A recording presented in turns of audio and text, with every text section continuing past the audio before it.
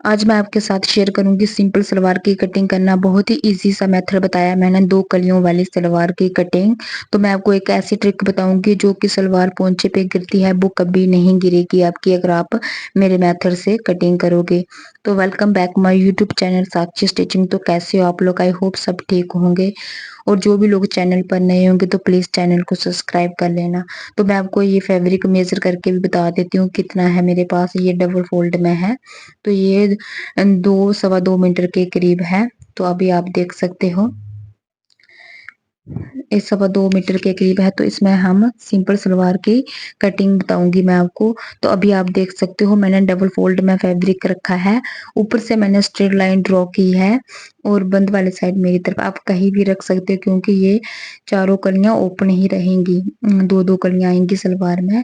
तो अभी हम बेल्ट को माइनस करेंगे। जैसे कि 5 इंच की बेल्ट है मेरी, तो +1 इंच करूंगी मैं। जैसे 36 इंच की सलवार है मेरी, तो +1 इंच करूंगी तो 37 इंच आ जाएगा। और नीचे से मैं लूंगी 2 इंच कली के लिए, और उसके बाद लूंगी मैं इसका आसन। तो आसन लूंगी मैं 9.5 इंच। तो आप हिप के हिसाब से रख सकते हो।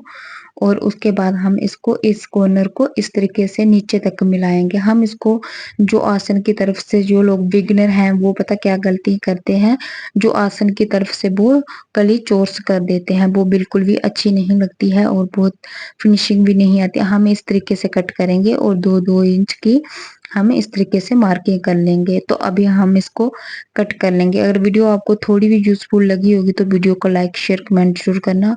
और आपको मेरे बताने का तरीका कैसे लगा कमेंट करके जरूर बताना। तो अभी मैं आपको बताती हूँ कि दूसरी कली हम इसी को दूसरे के ऊपर रखेंगे तो हमारी चारों कलियां कट हो जाएंगी। बहुत ही इजी सा मेथड बताया है मैंने। जो लोग भी बिगिनर हैं तो ये आप वीडियो शुरू से लेकर लास्ट तक जरूर देखना, तभी आपको समझ आएगा। अगर आप बीच से देखोगे तो आपको, मतलब स्किप करके देखोगे तो आपको समझ नहीं आएगा। किसी की भी वीडियो देख रहे हो ना तो आप प्रॉपर देखो, क्योंकि अगर आप बीच से देखोगे और बीच में से नहीं तो वो पार्ट मिस हो जाएगा। अभी आप देख सकते हो मैंने बराबर करके इसको इक्वल करके रख लिया है। अब मैं ऊपर से इसको कट करूंगी।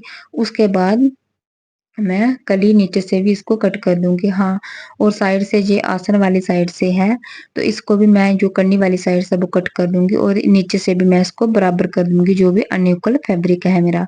और फिर हम नीचे से भी इसकी 2 गली कट कर देंगे। नीचे से 2 इंच का लिया था, और उसके बाद ये कली भी हम अलग कर लेंगे इस तरीके से। उसके बाद हम कट करेंगे इसका पोंचा।